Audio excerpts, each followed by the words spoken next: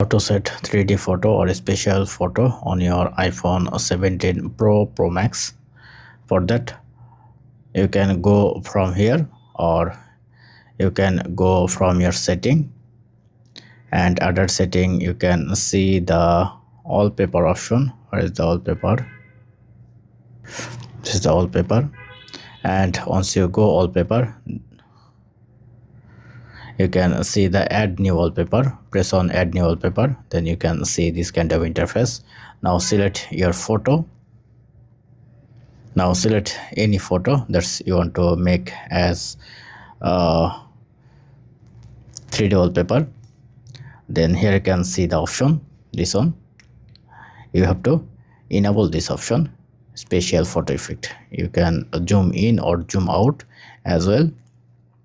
So once done, press on add. Now set as wallpaper pair.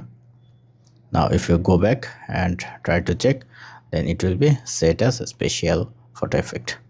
So that's it. Thank you. Have a good day.